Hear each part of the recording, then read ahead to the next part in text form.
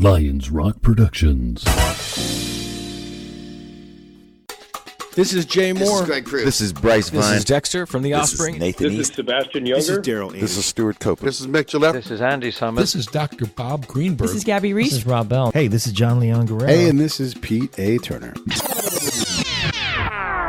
Welcome, everybody, here. I'm Alec Lace of First Class Fatherhood. You can find me. Check me out on iTunes, Spotify, all the premium channels. I am joining my man Pete today on the Break It Down show, and I'm excited to be here. And now, the Break It Down show with John Leon Guerrero and Pete A. Turner.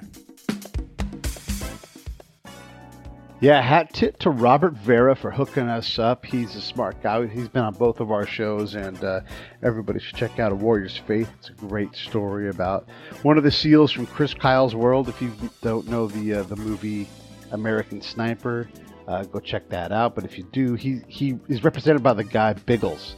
So he tells that's an actual person, and he actually tells his story. So definitely a hat tip again to Robert Vera. And now I want to talk to my man Alec, who does have a fantastic podcast. So check out Alec on Twitter at Alec Lace, or on Instagram, Alec_Lace. His podcast, firstclassfatherhood.com. You can get him on iTunes. You can get him everywhere. He's everywhere, and he's awesome. And I really appreciate who he is and what his mission is. And also, goddamn, dude, your list of guests, Kurt Warner, Deion Sanders, you got SEALs, you got fathers from all walks. So welcome to the show, man. Yeah, thank you very much for having me. And I've been blessed, and it's really been a privilege to speak to so many high-profile, successful people and just hear their views on fatherhood and share their experiences about family life, man. It's been awesome. So when you started the show, what did you think it was going to be versus where it is now? Well, to be honest with you, I never really knew what a podcast was when I started this out. It started out trying to do something with YouTube with my two oldest sons. I have 4 children, and my 12 and 11-year-old, they watch YouTube and they want to be YouTube stars and stuff like that. So I tried to show them, hey, listen, if you're going to do this, you got to put some serious commitment into it because it's a lot of work. It's not just turning on the camera and joking around and then, just posting it up there. So I was trying to get into that. And as I was researching it, I discovered podcasts. And I said, well, what's this all about? So I'm a ferocious reader. I went to the library, took out a book, read it, and I said, okay, let's go. And so that was pretty much the genesis of it in the beginning. And then I chose a topic that I'm very passionate about, which is fatherhood, and turned it into First Class Fatherhood. Yeah, that's cool. What have you learned that's an unexpected thing? There's a lot more work in it than I thought. And but the truth is, when I do something, I really do it with all my heart. And I to be honest with you, I visioned myself as interviewing high-level guests, high-profile dads. And it wasn't a surprise to me that I started to attract those guys because I believed in the mission. I believed in what I was talking about. And it seems to be generating very well out there with a lot of dads. I got hit up from dads all across the country right away that shared my philosophy and were kind of sick and tired of the way dads are being portrayed in the media and on TV. Yeah, man, I think it is a great mission. It's easy to downplay the role of dads, but there's a lot of dudes out there who are sacrificing. And, one of the things that I've learned being a dad, being a male role model, is that you need that other side to be there. The different approach. Moms have their approach, and that's needed, of course. But, yeah, the dads, too, where you teach those other things. And, I think dads, in my world, from my very limited perspective, dads lend grit. We teach kids like, yeah, it hurts. Keep going, because that's what life's going to do. Life's going to teach you that lesson anyhow. So we flatten the ramp and say, be prepared for this to, suck, to suffer. But you have to stretch yourself to grow yourself. And I think that's one of the biggest lessons that dads give. And if we skip that, and if we work on the nurture side that the moms kind of tend to naturally do, then we got to stretch these. We got to stretch these young kids so that they can become something bigger. Don't you think? I agree, and I think. I take my hat off to all single parents out there. But the truth is that it does take a village to raise a child, and it really, you need to have both aspects. You need somebody to nourish and love, and somebody to protect and to fight. And it doesn't matter who takes on which role. But you need to have both of those sides in your life, especially at the young ages. You don't really, I mean, I don't like to drop statistics, but if you look and just Google fatherless statistics and just check it out, the majority of the people that end up in the correction centers, the people that are teenage pregnancies, youth detention, most of it, a high percentage of it is coming from fatherless homes or dads that are not involved. And that's a big, big issue in this country. I think bigger than most of the issues we're arguing about. Yeah. No, I think you're right. We're actually working on a series of shows right now the working title is The Prison Chronicles. And we're talking to folks in corrections. We're talking to the incarcerated. We're talking to all of the people in that world and just trying to get a handle on what reality is. And for sure, the environment that the incarcerated grow up in, and we're using big broad brushstrokes here, that environment matters. And we had a guy named Shaka Senghor on, and he's been a guest on the show before, but he said prison is an extension of our community. Everybody I know has been shot. I've been shot. And when you start to think about that and you realize how dangerous that world is, if you don't have uncles, if you don't have a father figure around and you're left to your own devices, man, I feel for you, because that is a tough way to grow up.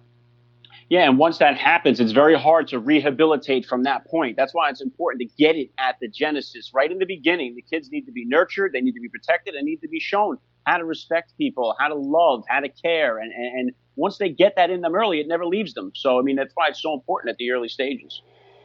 Yeah. Yeah, no, that's exactly it, right? Like that ability to start early in the mentoring process and the parenting process, it is such a big thing. And like you're saying, the role of the father in that is it's as critical as everybody else's role. So I love that you're celebrating this stuff. I mean, it's great. You had Ted Rubin on your show. And I was struck by the struggle that he had, as adult relationships break up. Hardly anyone has ever been good at divorce, and what a terrible thing to be good at, So when you have two adults that have nothing but pain and anger between each other, how do you sort that out so that the kids are as, absolved of guilt, absolved of fault, absolved of negative images of either parent? That's just a tough thing to do. Talk about that a little bit and what you've experienced as you've talked to all these dads. Yeah, Pete, one thing I can tell you, I've had quite a few single dads on the podcast, and especially in today where everybody wants equality with everything. One thing we don't see equality is when it comes to parenting during divorce. The whole court side is lopsided towards the mom. And a lot of these dads are left out in the cold, and they're left bitter because of a long, hard-fought divorce battle where a lot of good dads kind of just walk away from their family, or not so much walk away. They're so disengaged from the whole process that they're just fed up, and they just say, you know what, forget it. It's taken all my money. It's taken all my time. I've lost my job. And they get so sick and tired of it. So it's like, if we want equality and true equality with everything, parenting is the number one place where it's got to start. We got to start treating dads not like they're part-time moms. We got to treat them like they're dads and like they're first-class fathers that they are. How are dads different than moms? Like, what do you know about that? Well, I think number one, we don't carry the child for 9 months. So I think right off the dribble, we have a different experience with the child. So we're not going through that whole stage of it. So it's a different experience. And here's another part of it too that's I think is a big problem in the country, is that moms, rightfully so, get their maternity leave, but dads don't get any time off to celebrate that. I've gotten FMLA, which is unpaid time if I want to take it. But I don't know many dads that are in a situation where they can just start taking days off, especially with a new mouth to feed. So, I mean, I lost my parents at a younger age, and I was given bereavement each time that they passed away. So I got 3 days for my mom, 3 days for my dad. But for all four of my kids, I was never given off one day to celebrate. And I think that's an issue right there. I think dads need time in the beginning to start bonding, because their whole world has just changed, especially when it's your first child. And those first 3 days, that first week, you need to be there and experience it. Yeah, you're right. So what if it's not possible? What do you do then? Heck, for me, look at me. I was gone most of my daughter's youth. I was in another country, in another place, and as a little girl, trying to be a dad to someone that's just not good at talking on the phone. That's our norm. But golly, how do you become a good parent when you're in a conflict zone, in a war? Yeah, I mean, I've been fortunate to have so many veterans on the podcast, Navy SEALs, Army Rangers, and I take my hat off and respect all the veterans. I don't know I have no answer or experience for any of that, and I've asked them how they deal with that, and it's difficult. It's very hard. It crushes a lot of these guys. It makes them leave the service earlier because of their experience with that, and so. I just, listen, I love and respect my veterans, and I honestly don't know how they do that. But Yeah, it's a tough thing, and thanks for taking me off the hook a little bit, because you definitely feel guilty because you know what your role is, but I'm dual-hatted, right, in my role. Like I'm good at war. There's nothing I can do about that. Like I just am good at it. So I also have that role to play as well, and those two things thankfully don't go together, because I would not want my daughter on.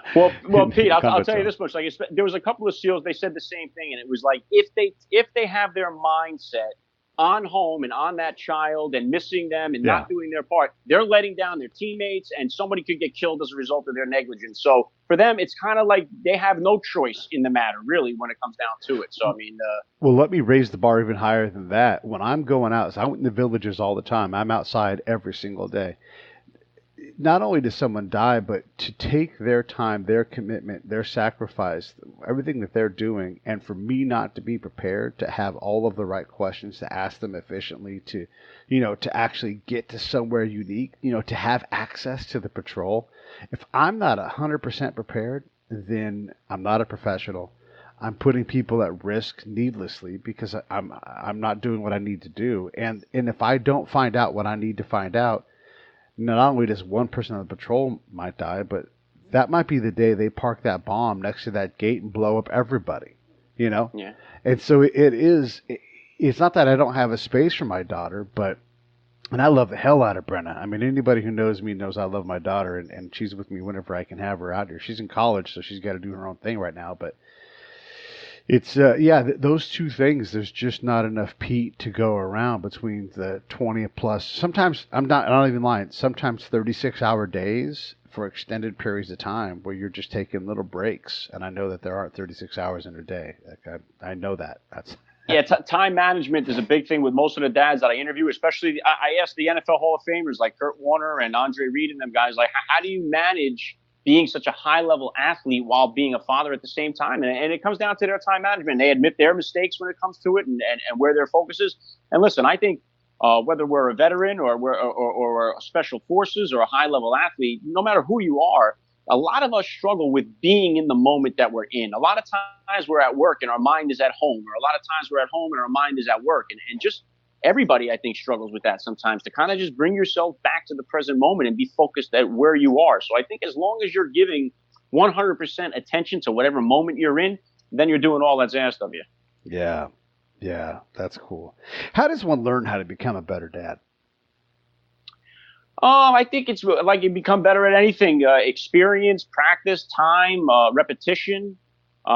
Listen, my goal here, and I say it all the time on the podcast, I'm not trying to be a better dad than anybody other than the dad I was yesterday. I'm trying to just continue to grow and change and develop and learn from my kids, learn from my mistakes, see where I went wrong, take input from my wife, take input from their teachers, and take it all in, collectively look at it with an honest view and say, where can I improve? And then try to do that. Yeah. And if we're going to do all those things, that means there's a lot of mistakes in our wake.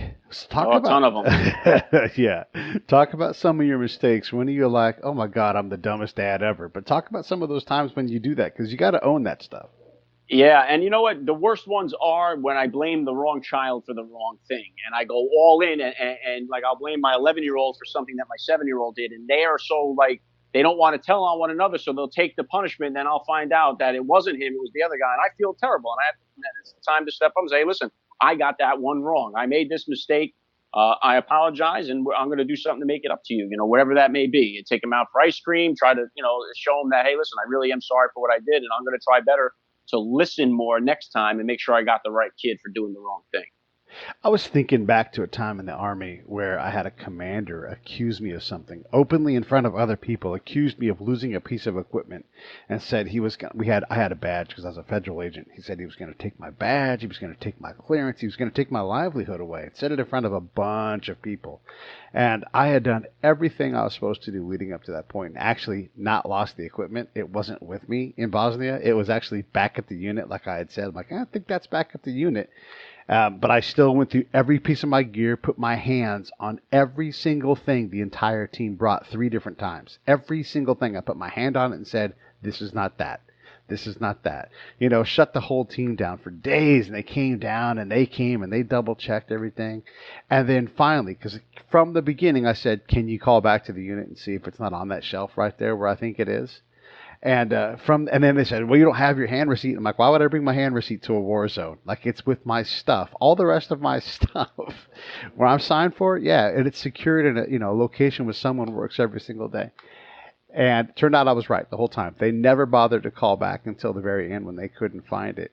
And that dude did not apologize to me. And it bugs me to this day. I try to leave it behind, and every now and then it comes back, and I think, God damn that motherfucker. I can't stand it, and I want to punch him in his mouth every time I think about it. And so then I think as a dad, like, that ability to go, you know what? I screwed up. And publicly say it, like, this is my mistake. And, you know, I'm learning like everybody else. I'm trying to get better. But those public apologies, it goes a long way. It doesn't necessarily absolve you of what you did wrong and everything. But think about what that commander, because when I asked him for a public apology, he wouldn't do it. He met me privately and never apologized. Told me, you know, just he walked around the issue instead of just being a man and saying, you know what? I was wrong. We should have called back, and I put you through a lot, and nothing I can do about it. But, you know, if you would have said that, I wouldn't be pissed off at that dude. I think that goes, and I make sure that my other kids are all in the room when I do apologize for making a mistake. And I think if we want to lead by example, and I think that's the best way to do it. And one thing that's different, I talk with a lot of dads about this on the podcast, is back in the day, I could never imagine my father apologizing to me for anything. You know, there was a different style of parenting back then, and it's different today amongst dads. Most of the dads that I talk to, they have no problem with owning up to their mistakes and apologizing to their children when it's justly due. So I mean, I think that's a big part. If we want them to be honest, we got to be honest with them. We have to complete that circle. Yeah. How do you? It's easy as a dad to, you know, do the hard thing, right? Like the generation that, you know, our dads came from. But we've learned a lot more. How do we soften up that hardness, that grit factory, and still keep it tender enough? Like, Jay Moore is a friend of mine. He's a friend of the show. And he talks about how, like, you know, we're the first generation of dads to openly tell our kids that we love them and be precious with them. Yeah, agreed. Yeah, and I think also another way of doing that is by showing love to your spouse. I think that's important, that they see that. The way that you treat your wife is something that's very important to their eyes. They observe everything. And if they see you treating other people with kindness, and it all comes down to the golden rule in a sense. Is I try to tell and I think fatherhood does that to you, because you want to treat other kids the way you want your kid to be treated. And that really opens the door for you to start treating other people the way you want to be treated. And once you start doing that, it's better for your family, it's better for the community, it's better for the culture, and it's better for the whole society. And it's a trickle effect to everybody. John is a co-host on the show. He and I created the show together, and he is a musician. He's born in Guam and has a different sensibility. But when his sons were raised, they played baseball, and he's not a baseball guy at all. He's not inathletic. He's got a black belt and everything else, but not a baseball dude. So what does a young dad do when you're like, my kid wants to fill in the blank, a totally opposite thing than me? How do you get in front of that? How do you participate? I kind of had that with me, because I put my older two. I was a football fanatic when I was a kid. We played a ton of street ball when I was younger. Football was something that was a big part of my life growing up. And so I put my kids, because they have flag football now, which I think is great. They didn't have that available to us when we were kids. And I coach it with them, and I love it. But my older two guys, it wasn't for them. They did a couple of years of it. And my son is big into chess. He became a big chess player. So I went and learned how to play chess. Never played it before in my life. And I think that's kind of playing to their interests, playing to their strengths. What are they into? and being able to say, okay, you know what? He's not like me. He doesn't like it. Once you can accept that and don't get your ego hurt by it and think, well, now he's not going to be the way I was and the way I want him to do. Let him be himself. I went, learned how to play chess. He helped me teach, he taught me how to play chess in a sense. And now the whole family, we have chess night. We play chess tournaments with one another. Everybody plays, even a 7-year-old. So chess is big now in the house because my oldest son was interested in it. So you got to just kind of rally around their strengths and what they're into, whatever that may be, whether how uncomfortable it makes you, like the SEALs mentality in a sense. You got to get comfortable being uncomfortable. And that's a part of parenting. Nobody likes to change a shit diaper in the beginning of this. Nobody sets out going, oh, I can't wait to get involved. It's uncomfortable the first time you do it. Yeah. With repetition, with practice, becomes you're doing it. The next thing you know, you're doing it while you're watching TV or whatever it is. Yeah. I know there's people that struggle with the diaper thing, but I cannot be conquered by a diaper. It's not. I made this kid, and they're certainly going to have to do it on the back end for me. So let's get to caring. Oh yeah. Yeah, you can't. And get comfortable with being uncomfortable is great. I would also call it miscomfort, because a lot of that comfort is there. You just aren't new to it. It's like riding a horse. You don't get on a horse and just, hey, I know how to ride a horse. It takes time to get used to the way to balance and all of these different things. So yeah, it's just miscomfort. You don't know what to do with the things you're feeling a lot of times. And 2 years down the road, shoot, riding that horse, that's nothing. We're jumping now. We're doing barrel courses and all that kind of stuff. Right. Yeah. I think that I try to explain with my kids, like it's like that with everything. Riding a bike, tying your shoes. It starts out where you don't know. Like they didn't understand that they had to tie shoes in the beginning. They didn't even know what it was. Then they're made aware that they don't know how to tie shoes. So now they know that they don't know. Then that third step is actually the repetition, doing it. And the fourth stage is now you don't even know that you know it because you do it without even thinking about it. And those are like the 4 stages of just about everything we learn in life. Yeah. Yeah, tacit learning for sure, getting to that point. What, have you become a better podcaster since you started? I would hope so. I mean, I've been doing it I've been really pouring my heart and soul into it, and I'm trying to take advice from guys like you. I'm trying to take advice from all the dads that I've had on. I've been blessed to have a couple of other podcasters on, and I take all their advice and try to actually put it to use. Right. This is that same thing. Like, you don't know how to make a podcast. I didn't even know what a podcast was. And then all of a sudden you're like, actually, now I make a really good podcast. So yeah, you don't know what you're doing, and you get comfortable not knowing, and you just keep not knowing and getting better and putting things behind you. I dig it. Yeah, I'm looking forward to the future of it with a lot of anticipation. I'm very excited about it. I think the best is yet to come. From the little acorn grew the mighty oak. Yes. So I'm ready, so I'm just waiting for my turn and learning as I go to get better, to get more knowledge and to get more experience. So, Alec, I wanted to introduce you to my buddy Jason Madden. He's also a counterintelligence agent like me, and I like to have spies on my show because we stick together. And you can learn a lot from a guy that has seen what fatherhood looks like in places like Mali. Not Bali, the nice place, but Mali, the crap place. But Jason, you don't have kids, but I know that you, as a leader in the military, you've done a lot in terms of mentoring. What are your questions for Alec as we go forward? I think probably a half a dozen questions. I mean, I've never really changed a diaper, except for, my goddaughter and things like that. I've never really had a child living in my home long term. But as somebody that interacts in the community a lot, and I have a lot of kids I mentor, ranging from preteen to late teens and things like that. So not a whole lot of interaction with the younger kids. But what's some of the things that you would like to see with other people mentoring your kids? What are some of the things that you want out of a mentor for your kids? Hey, this is John Leon Guerrero, co-host of the Break It Down Show and fellow producer here at Lions Rock Productions.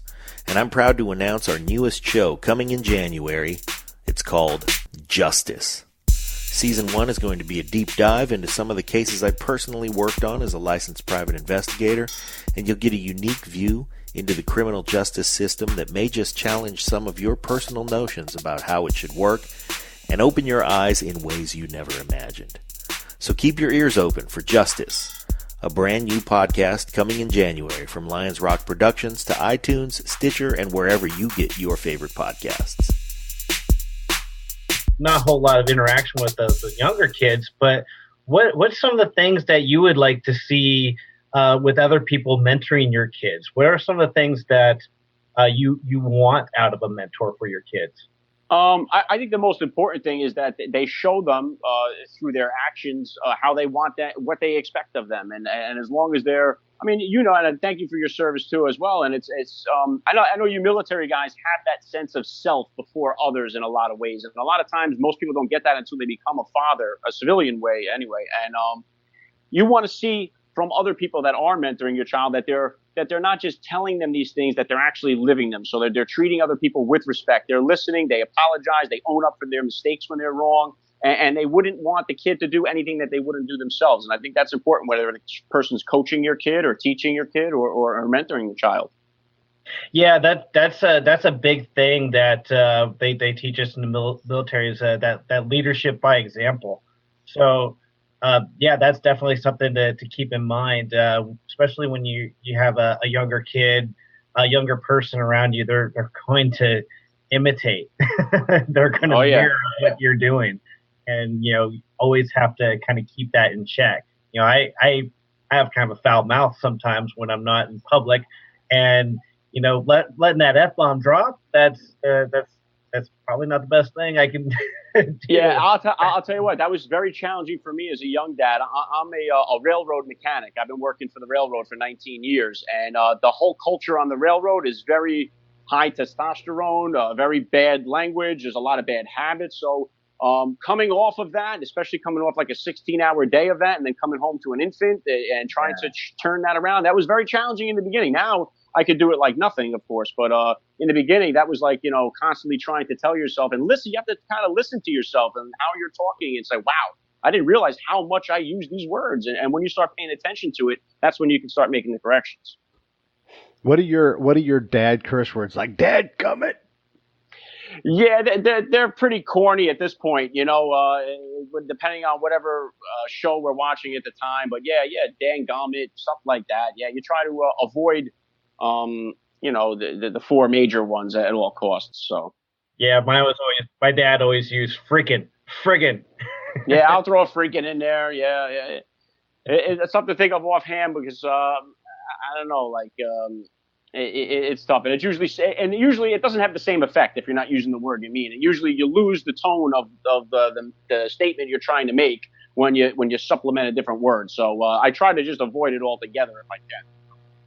One of the things I fall into is I'll be Uncle Pete more like than like the fatherly, like, let me not say anything. I have learned to self-edit and shut up a lot because most of my stories, I'm like, actually, I probably shouldn't tell them that story about blowing that kind of you know what? Never mind. I'm going to tell you, nope. And I've learned, it took me a long time, but I learned to not tell every cool story and funny thing that I could think of.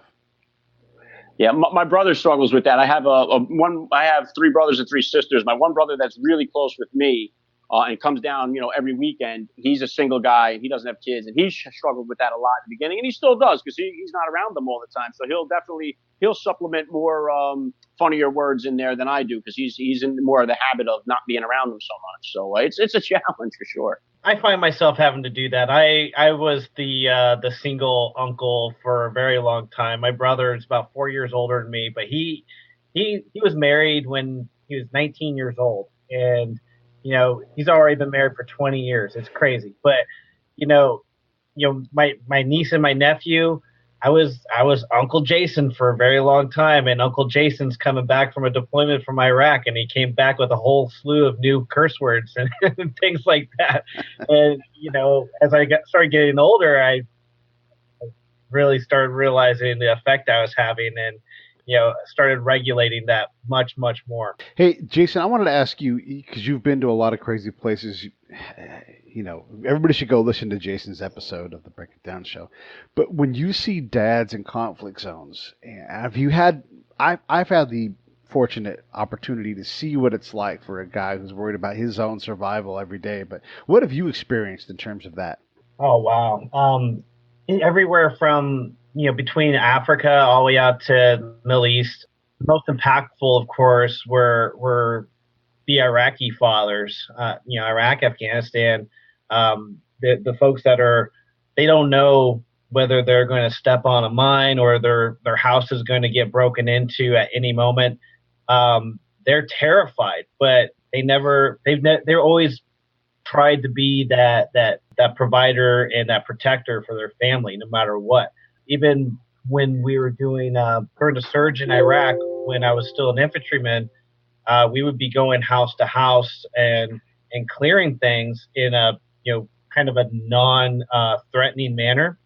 I always noticed that the fathers, they would always protect the children, put them in another room, make sure they didn't have to witness and see the potential ugliness. And I think that can be something you can say for fathers all over the world. That it's like instinctually and natural for them to take that role of the protector. Yeah, and I was Jason. I was fortunate enough to have Mohammed Galab on my podcast. He's the Afghani that saved the life of Marcus Luttrell from Lone Survivor. Yep. I was able to have him on my podcast, awesome. and his son translated for us because he doesn't speak English, but he lives in Texas now. And I got that sense from him. Even though we're completely different religions, completely different cultures, the way he talked about fatherhood, I think he said he had 10 kids. I'd have to go back and listen, but he has a bunch of kids. And the way he talks about his passion for fatherhood and his protection of his kids, it's amazing. And it's amazing how similar we all are when it comes down to it. And I try to say it's the easiest way we can all relate to each other, no matter what religion, race, color, whatever we are. As a father, we all connect. We can look at one another with that look, and we both understand the love that we have for our children. And that kind of gives us that bond. And I think it's one of the places where we can start our conversations when we don't agree on certain things. I was struck by a moment. I was sitting in a sheikh's house in Iraq, and his son sat off to his left, and was there mostly to learn, to listen, and to be, I guess, like the administrative person. And the sheikh could look at his son, and the son would get up and execute a command, an unspoken command. And I asked him, like, tell me about what's going on. Like, how long does it take for you to get your son in the point where they can take over the responsibility? And, basically he said, in effect, like, there's so much that you have to do as a sheikh, so many things, because you are all of the NGOs. You're the welcome committee. You're the bereavement committee. You're the, all these different things that you're constantly giving towards your tribe to keep them coalesced. And he's like, there's just no way for me to give everything to my kid in the time that I have. And like we were just talking about, like, if they have any time left at all. And it just struck me as incredible. And I asked him about corporal punishment. And he's like, yeah, of course, you have to. Some lessons have to be taught at the rod. And that's obviously different than how we do things here. But there he is, building someone who's going to be not a leader of a family, but a leader of a bunch of families. What does a dad do on the high end here in the States to build a leader? What kind of leadership lessons do you think you bring to the table, Alec? Well, I think for one, my dad was 50 years old when he had me. So he came from a much older school than most of the dads of the kids I grew up with. And he had that tough discipline style of parenting that I would not bring today to my kids. And I think, it's hard. Because society today, they kind of, they have made dads afraid to parent their kids in a disciplined way. Sometimes it's necessary to spank your kid in order to get a lesson across because they don't understand the language yet. So, I don't agree with it past a certain age. I don't think it's necessary anymore. But I think at the early stages, I think it's an important part of parenting. I think without question, it helps to bring a little necessary discipline, in structure to let them know that you're serious. And I think today, because of the way the culture is, where you see a lot of dads or moms afraid to punish their kids because of what the kids may say about them, and it creates, especially when you have single parents, God forbid, they're afraid of not seeing the kid anymore. So there's issues that need to be addressed as far as that goes. Parenting, wise throughout our whole country. But I think you can only handle what's going on in your own household. And I think, again, leading by example and walking the walk is the most important thing you can do as a dad. Yeah, and I think reinforcing discipline is extremely important. And, you know, I actually grew up most of my adolescence without a dad. And my dad left when I was about 12 years old. So I was raised by my mom. I realized later on in life that that reinforcement of discipline wasn't really there until I joined the military. And my dad, he was very much about being a disciplinarian. Once he was gone, that stuff kind of fell apart, and I was kind of a wild man. And you see that a lot because there's a lot of single moms, single parents out there these days, and you could probably see a very big difference between someone that grew up with a single mom versus somebody that grew up with a single dad. Because the men in the family, they're always more inclined to enforce that discipline kind of stuff. Yeah, and I think it's important. I was telling Peter before, it's like the statistics are really overwhelming when you just Google stats from fatherless households, and it's most of the suicide rates, teenage pregnancy rates, incarceration rates. When you look at them, it's really out of whack, and I think two things play into that. I think a big part of it is when there are conflicts in the household and you do go to divorce court, it's so lopsided and so one way that a lot of dads will be so frustrated about what they're going to lose, what their life is going to become, that they just disconnect completely. And then once that happens and the child loses that, if they don't find some structure like in the military or find a good mentor, then the street becomes their mentor. Their homeboys become the mentor. And once you surround yourself with those people, you're the average of the 5 people you hang around with most, and it's only a matter of time before you end up in the same spot. Very true. Very true. And that goes to say something a little bit about keeping your kids in the sports and group activities and stuff like that, because those are mentor rich environment. I was in sports, and I was a swimmer, and also I was in martial arts and things like that. I think those are, before the military, those are the main things that kind of kept me out of trouble. And no question. Actually, the men and women that coached those sports that I was in, they were very impactful on my life. Yeah, actually, I wanted to take that sports thing and expand that even further, and this kind of goes to the dads versus mom thing. But, when that young kid has that coach in their face and they're barking at them to, because little boys, man, they get lost. They disappear, right? They're just like, what's my gloves smell like? Hey, look at that. There's a bug. And you're like, dude, you're in center field. Like, you're playing safety. Why are you sniffing your hand? And sometimes you need that coach to grab him by the face back and be like, hey, wake up, in some form or fashion. And it's it can be a shock, but I need someone outside of my tender dad circle to put some of that into my kid, because it's hard to walk that line for me as a dad. It's hard to walk that line of like, hey, wake up, versus come here, let me give you a hug. Yeah, and you know what, Pete? I've done a lot of coaching, especially at the 4, 5, and 6-year-old level. Once they get to the 7, 8, and it starts to get real, like into the competitive, especially with soccer. I don't really know anything about soccer, but I coach it for the 4, 5, and 6-year-olds. And you walk a thin line because you want them to be in the game, but you don't want them to get disconnected where they don't want to come back again and play next season. So if you give them a bad experience as a coach, they're going to remember that, and especially at that young age. They say, well, I don't want to go back there and do that again because I got yelled at every time I was there. So you got to kind of try to work what they're doing, compliment them first, and then make the correction. Like when you see them playing with the bugs or watching the trucks go by, and you guys say, hey, that truck is pretty cool. It's a green one. You make a compliment about the truck. Say, hey, how about now we get back into the game, and try not to just yell at them too much, because nobody, no matter what age they are, really wants to be told what to do all the time. Very true. So, okay, you've talked to a lot of these famous dads. Kurt Warner, Hall of Famer. Deion Sanders, Hall of Famer. SEAL Team 6 SEALs, all kinds of things. Which dads are teaching you the most? Is it the military guys? It's the professional guys? Which ones are making you go, God, I never thought of that before? Man, I'll tell you, I stand to learn something from all of them. They really have been.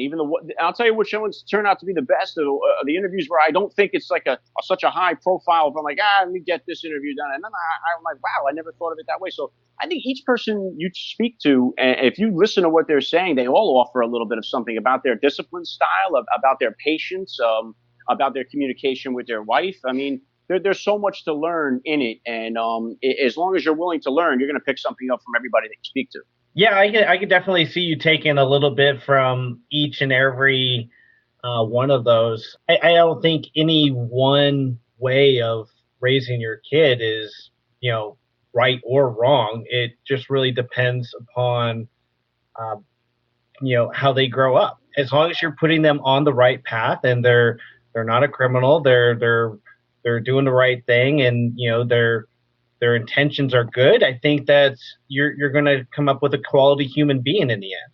Yeah, and I think that's really the main purpose. And I think that it's important to hear, like from all these high-profile people, at least they come on, and when you hear a Navy SEAL guy or a Hall of Famer telling you, hey, I made mistakes, I owned up to them, I found parenting difficult in this way, I was able to do this, and you listen to these guys say, well, hopefully it resonates with a lot of dads out there say, well, wait a minute, I've done that myself. And you can kind of hear yourself in these guys speak and say, wow, well, if they can do it, I can do it. So I hope that encourages some of the dads out there, when they hear these guys speaking about it, because their weight carries a lot more than mine does. So, what's the counterpart show to your show? Is there like a First Class Mom show out there somewhere? Not yet. I haven't seen one, but there is a lot more out there for moms. There's a lot more podcasts as I've been searching. That's how some of the guys have found my show, is that, their wives would listen to podcasts about motherhood, or moms with paint night and wine night, or whatever it may be.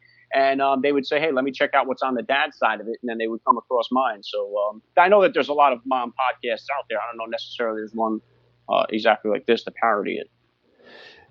Now that you've been doing this podcast thing for a little bit, what's the next podcast that you may not ever do it, but what's the next idea that you have? Because we always have more ideas. I've got so many damn podcast projects, but what do you want to do next? I would love to be able to have this situation where I could take call-ins from dads. I mean, I would really love to have that kind of flow going on the show, where I can have dads call up, just like a call-in show, take some calls, hear what's going on in their life. Tell me a situation that they're experiencing. Maybe I could direct them to a show they can listen to, where I had a high-profile dad come across that same issue, and I can direct them to it. Something like that, maybe. Yeah, like a Dear Abby for guys. Yeah, exactly. Yeah, yeah. There's so much. That was one of the things too. Like, there's so much stuff out there, so much support for moms out there. And when it comes to dads, I guess we all have that, too proud to want to go and get help if we're having trouble with something or whatever it is. But there needs to be more support stuff out there for dads, because you know what? None of this stuff is easy. We're all failing, and we can all use some advice. So at least you feel a little bit of a refreshment to hear some other guys are going through the same, stuff when it comes to raising a family. It has its moments, man, where sometimes you're like, you need to hear from somebody else, hey, I understand what you're going through, and it helps. So as a dad, not everything's, football, flag football, and you got a bad report card. Sometimes stuff that's just not in the handbook comes out, like your kid gets hit by a car. I mean, right now, someone's kid just got hit by a car on the way to school. Like right now it happened. Right now, a kid just came out to his family or is trans or something like that, where you're just like, whoa, holy, what do I do? I love my kid. I want them to be safe, but, the whole world just got flipped upside down because of X. What are your thoughts on how you deal with that? Where's the support for that? Well, I think that's like any type of trauma situation there. The first thing is to try to remain calm, I would think, just because I've had it where my son was 8 years old. He swallowed a penny, and, we were worried about it, being lodged in his throat. So we took him for the x-rays, and he ended up passing it. We played the number on the penny there. It's in a lottery, no luck, but you have certain things like that where they'll swallow a toy, and a lot of times they'll be choking at the dinner table. You got to do the Heimlich maneuver on them. It's those moments where you just try not to panic as best as you can, just to get through the moment and then think about it later. Yeah, I think about as a dad of an older kid now. My daughter's 21.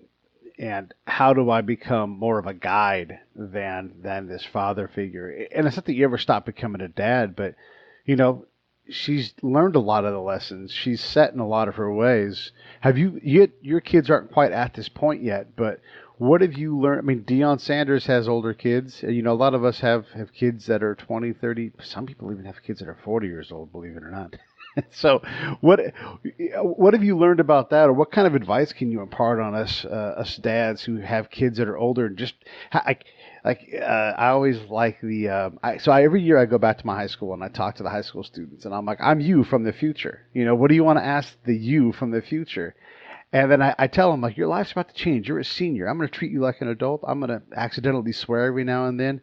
And I'm going to trust you to come home when it's time for you to come home.